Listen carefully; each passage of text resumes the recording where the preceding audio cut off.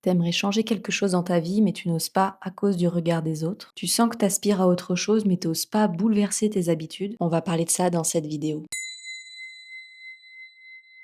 Hello, moi c'est Louise, je suis prof de yoga en Suisse et en ligne, et aujourd'hui j'ai envie d'aborder un sujet qui me tient à cœur, le changement. Pourquoi il est si difficile? Pourquoi est-ce qu'on en a peur? Et en fait, comment le yoga m'a appris que tout est impermanent. On est toutes confrontées à ça. On reste dans nos habitudes parce qu'on a toujours fait comme ça. Parfois, c'est même agréable et rassurant. Pourtant, parfois, tu as envie, tu sens qu'il y a quelque chose en toi qui a besoin de changement. Et c'est là que la peur arrive. La peur du changement, la peur du regard des autres, du jugement. Ce que j'ai découvert, c'est qu'en fait, ce jugement, il en dit souvent long sur la personne qui nous juge.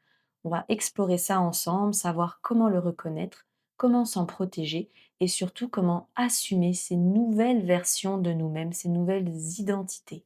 Et reste bien jusqu'à la fin, je vais te partager une clé de la philosophie du yoga qui m'a permis de me libérer de tout ça et d'y voir bien plus clair.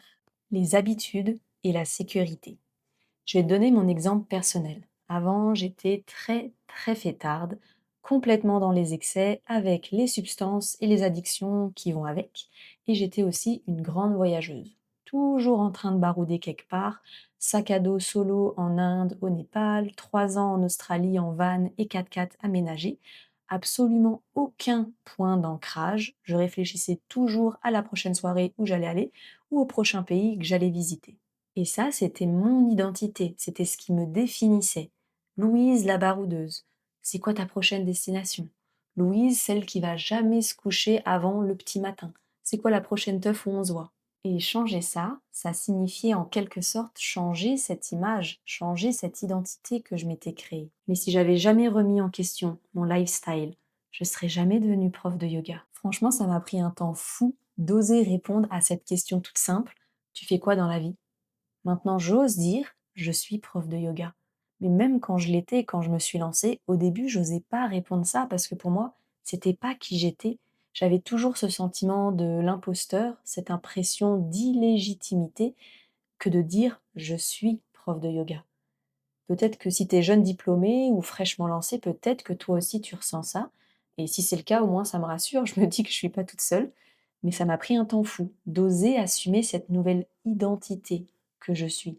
La zone de confort, pas si confortable que ça. Pour moi, la zone de confort, c'est cette petite bulle que chacun, chacune, on se crée et où dedans, on a toutes nos petites habitudes, toute notre routine et on connaît tout ce qui se passe dedans. Exemple, ton job. Ça se trouve, ça te saoule.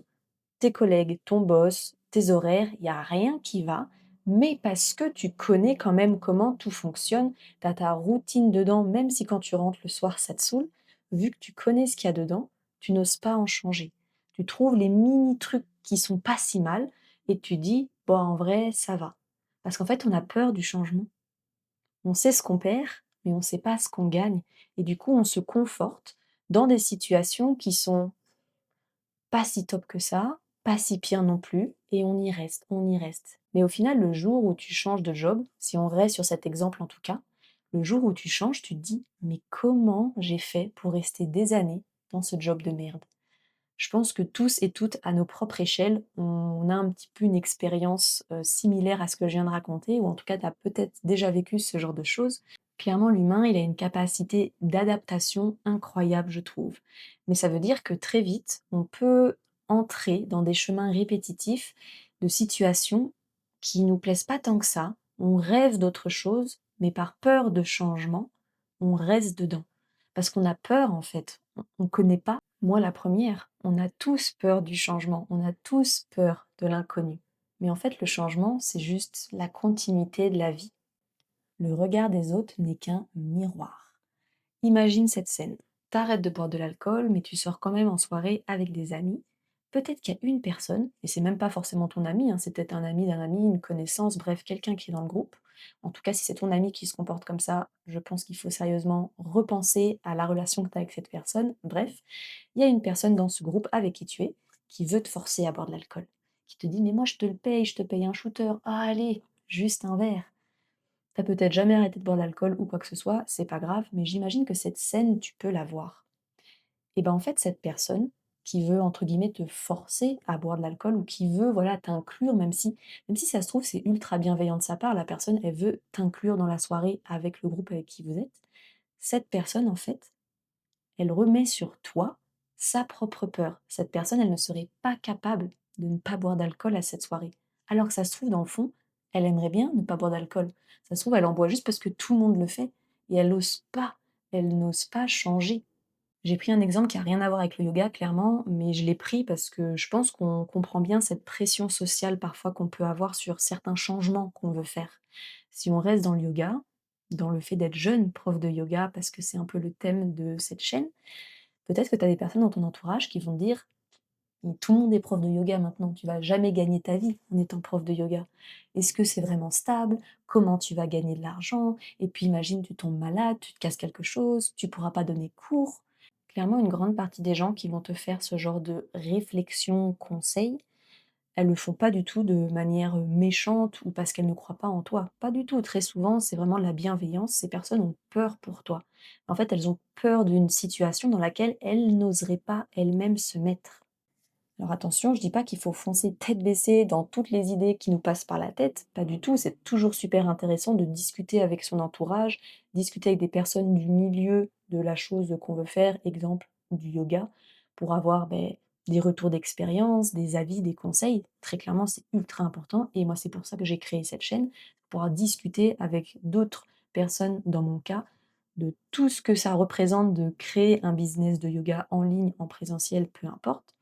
Mais ce que je veux dire par là, c'est que oui, clairement, quitter un CDI où tu as la sécurité d'avoir la même paye tous les mois, peu importe si tu as été en vacances, que tu as été malade ou quoi que ce soit, ben oui, ça fait peur que de se lancer dans l'entrepreneuriat pour vivre du yoga.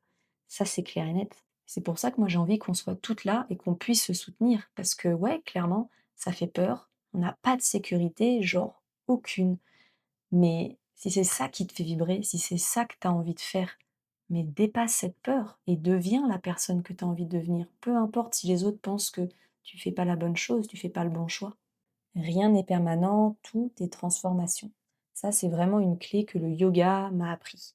Dans la philo du yoga, on parle des kleshas, si tu t'en souviens. C'est les causes de la souffrance. Et l'un d'eux, c'est asmita, l'attachement à l'identité, à ce qu'on croit être. Et c'est ça qui fait qu'on reste coincé dans je suis cette personne, je suis comme ça, j'aime ça, j'ai toujours fait ça comme ça parce que je suis comme ça. Mais en réalité, ce n'est qu'une construction de l'ego. Quand tu changes, quand tu laisses tomber une ancienne version de toi, tu ne te perds pas en fait, tu te libères d'un rôle qui ne te correspond plus. Et c'est ça que le yoga nous rappelle. Tu n'es pas seulement cette identité, tu es bien plus que ça. Alors oser changer, c'est pas trahir qui tu es, c'est simplement te rapprocher encore plus de la meilleure version de toi-même. Changer, c'est pas facile, mais c'est naturel. Que ce soit arrêter une habitude, changer ton cercle de fréquentation, assumer ta nouvelle identité de prof de yoga ou te fixer de nouveaux objectifs, rappelle-toi simplement que tu es en mouvement constant. Et si tu ressens ce petit feu intérieur, ce désir de changement, je pense qu'il est temps de t'écouter. Et si tu veux qu'on avance ensemble sur ce nouveau chemin, abonne-toi à la chaîne, mets-moi un petit like et surtout dis-moi en commentaire ce que tu as pensé de tout ça, où tu en es toi sur ton propre chemin, est-ce que tu vois des changements, est-ce que tu oses mettre des changements dans ta vie ou tu te sens plutôt bloqué dans cette zone de confort que tu connais. J'ai hâte d'avoir vos retours et moi je vous dis à tout bientôt.